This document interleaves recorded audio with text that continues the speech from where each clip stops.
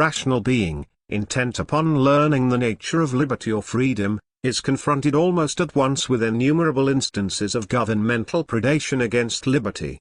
As the subject of liberty is pursued, the more frequently and the more persistently the fact emerges that governments have been one of the principal opponents, if not the only principal opponent, to liberty. Invariably, this discovery leads the perspiring seeker after truth to a fork in the road. Is it possible, the aspirant to libertarian certainty asks himself, to pursue the end of the rainbow of liberty into a miasma of quicksand and uncertainty?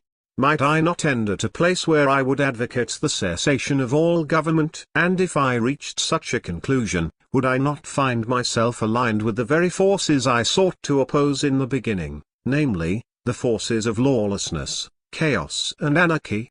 At this fork in the road, libertarians hesitate, some briefly and some for lengthy periods of time. The choice to be made is a difficult one. To abandon liberty at this juncture and to endorse minimal governments as devices which might prevent license, could cause the devotee of liberty to endorse the active enemy of liberty, albeit in small doses. On the other hand, to pursue liberty to its logical conclusions might end in an endorsement of license, the very antonym of liberty. It is at this juncture that the word anarchy rears its dreadful visage. It becomes incumbent upon sincere seekers after liberty to grapple with this word and to seek to understand its implications. Anarchy has very ancient roots. It is not wholly essential to probe to the last hidden tendril, although such a probe can be highly instructive. What does appear to be a necessary minimal effort, however, is to explore at least the principal authors of anarchistic thought with the view to discovering what it was that motivated these men.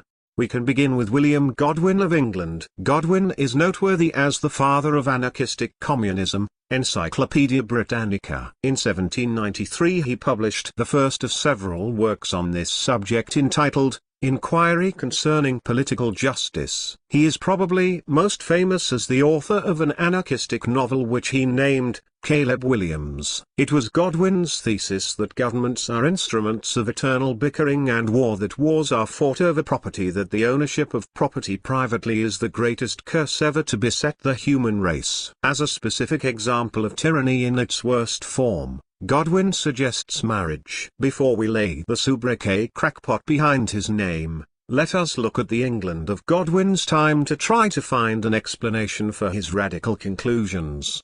In Godwin's day, 1756 to 1836, with only a few minor exceptions, all property was owned by the nobility, which is to say by the persons favoured by government. The common people owned little save the shirts on their backs. As for marriage, women were chattels, given by a male parent to another male, during a governmentally approved ceremony. The idea of one person actually owning and controlling another, which we would call slavery, and which Godwin saw as the marriage state, was repellent to him. He insisted that females were human beings and as such had as much right to individuality as males. To cure the malady, which Godwin saw as ownership of property, the early Britain recommended an abolition of governments. It was the government which sanctified and protected property rights, even in marriage. To return to a state of nature, see Rousseau, governments would have to be abolished.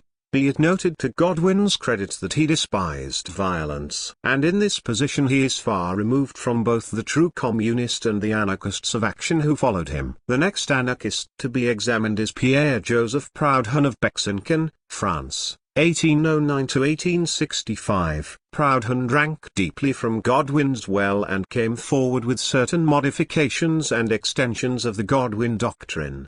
Proudhon acknowledged a debt of gratitude to both Plato and Thomas More, a pair of dedicated socialists, see Plato's Republic and More's Utopia, and busied himself with some practical means for implementing the socialist dream.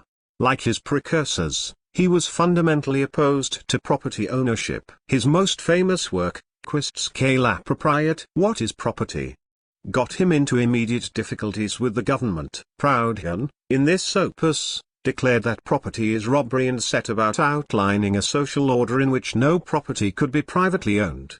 The Encyclopedia Americana says that Proudhon was the first to formulate the doctrines of philosophic anarchism. It is probably true that there are no better writings extant extolling individualism as opposed to collectivism than Proudhon's early essays. Yet, it should be recalled that Proudhon's aim, in addition to a society free of governmental coercion, was a state in which property as a private device was abolished.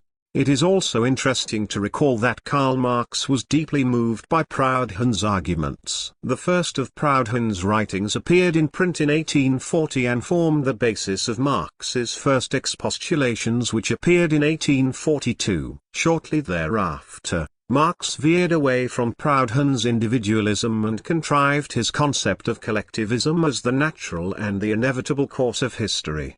Marx, however, was never an anarchist, despite the well-known phrase frequently attributed to him that in time the government of the proletariat would simply wither away. This phrase should properly be attributed to Lenin. However, it is known that Marx did make an attempt to lead the anarchists of France into the First Internationale and was hooted down for his pains. The anarchists of that time were shrewd enough to sense that the enlargement of government into a general holding company for all property would never result in the abolition of private ownership of property. Rather, it would result in the perpetuation of a privileged class of persons who would have possession of the property to the exclusion of all others, the very contingency the anarchists sought to avoid. And since the aim of the anarchists was to eliminate exclusive ownership, they could not agree to the Marxist arguments respecting the usefulness of a government as the repository of all property. We pass from Proudhon to another noteworthy anarchist, the Russian Prince Peter Alexeyevich Kropotkin, 1842–1921. In his hands, the doctrine of anarchism took on an international aspect. In point of fact, he added little to either Godwin or Proudhon, except the more grandiose concept of a world order. He suggested that all governments must be overthrown either peacefully or in any other manner, after which the present system of class privilege and unjust distribution of the wealth produced by labor that creates and fosters crime would be abolished. It was Kropotkin who endeavored to preserve the ideals of a propertyless society after the most exciting and destructive of all the anarchists had done his work. This was Michael Bakunin, 1814–1876. Bakunin took his ideology both from Proudhon and from Marx and endeavored to unite the objectives of the former with the methods of the latter. Bakunin despaired of bringing about a state of universal propertylessness by means of education and propaganda. So did Marx. Marx declared that those who owned property would never give it up without a struggle. This idea entranced Bakunin. He devised what was to be called propaganda of action. It was Bakunin's contribution to anarchistic methods that persons who held governmental offices should be assassinated while they held office. Such assassination, he argued, would have a persuasive effect upon future politicians. If the offices could be made sufficiently dangerous and risky, there would be few who would care to hazard their necks in such unrewarding positions. The answer to the force of government, according to Bakunin, was the force of non-government. As an educational device, a thrown bomb was considered to be the final argument. It is unnecessary to embroider the result. The peaceful arguments of Proudhon and Godwin went by the boards as anarchists rallied to Bakunin's banner. Beginning in 1878, there was a series of assassinations and attempted assassinations against the heads of governments. Germany's Emperor William had a narrow escape, and so did the German princes in 1883. In 1886 in Chicago, a bomb explosion in the Haymarket killed a number of persons. In the resulting hysteria, 7 arrests were made, all of persons known to be teaching anarchy. 4 were hanged, 2 drew life sentences, and 1 was imprisoned for 15 years. No one to this day is certain who threw the bomb. Anarchists were pictured in cartoons as bearded radicals carrying smoking bombs. President Carnot of France was assassinated in 1894. The Empress Elizabeth of Austria was assassinated in 1898. King Humber of Italy was assassinated in 1900. President McKinley was assassinated in 1901. But Bakunin's enthusiasm wrecked the anarchist movement despite all Kropotkin could do to save the fragments. These excesses, which have even been repeated in modern times, have had the effect of uniting public opinion against anything that smacks of anarchy. There were, of course, other anarchists. Some have credited Rousseau, and some even Zeno with the actual birth of the idea of a propertyless society. But the four men briefly reviewed here, with the possible additions of Elias E. Rickless and the American, Benjamin R. Tucker, made the major contributions to anarchist doctrine. There is no serious cleavage in anarchist ranks. It is these thoughts which must confront the libertarian as he seeks to understand the meaning of individualism, liberty, property, and so on. But in complete candor, the sincere libertarian cannot be called an anarchist whichever fork of the road he elects to pursue. It must be recalled that without exception, anarchists wished to do away with private ownership of property. Some advocated peaceful means ending the abolition of government. Some advocated violent means by destroying politicians in government. But by any yardstick employed, and whether we are speaking of philosophic anarchists or anarchistic communists, the central aim of the anarchist movement was to eliminate private ownership. The reduction of the government to zero was simply, to them, a necessary first step. In contrast, the libertarian is a better economist. From first to last he is in favor of private ownership. It is, in fact, the abuses of private ownership inflicted by government which rouse the most ardent libertarians. If we take the communist anarchists, we are confronted with violence as a means to abolish private ownership, with the abolition of government as the first step. If we take the philosophic anarchists, we are confronted with essays on individualism and the desire to do away with private ownership by means of the elimination of government.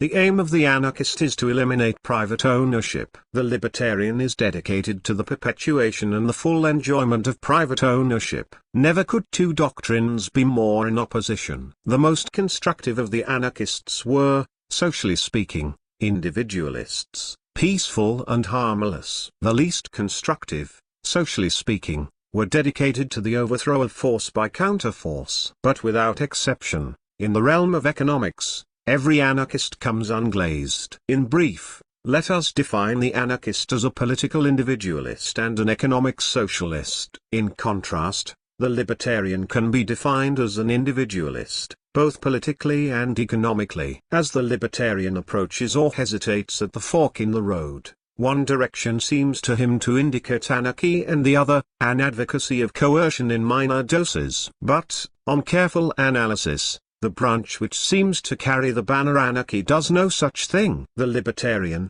however he mulls over this dilemma to his progress, is not concerned with government. His concern is with liberty. He is not opposed to government. He favors freedom. The libertarian wishes to preserve all human rights, among which and predominantly among them is the right to own property privately and to enjoy it fully.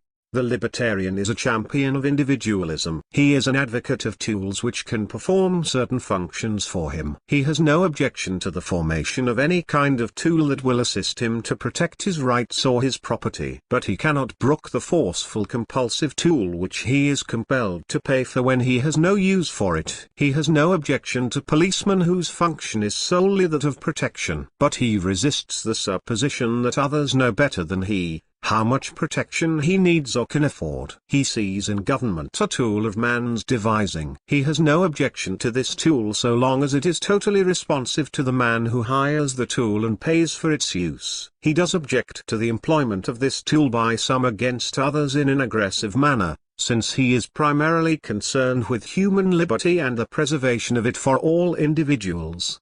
But it is destructive of libertarian aims and objectives to label a seeker after total freedom with the opprobrium of anarchist. Economically speaking, all anarchists are socialists, however they may coalesce to the political spectrum. Economically speaking, the libertarian is an individualist, believing in and supporting the concept of private ownership, individual responsibility and self-government.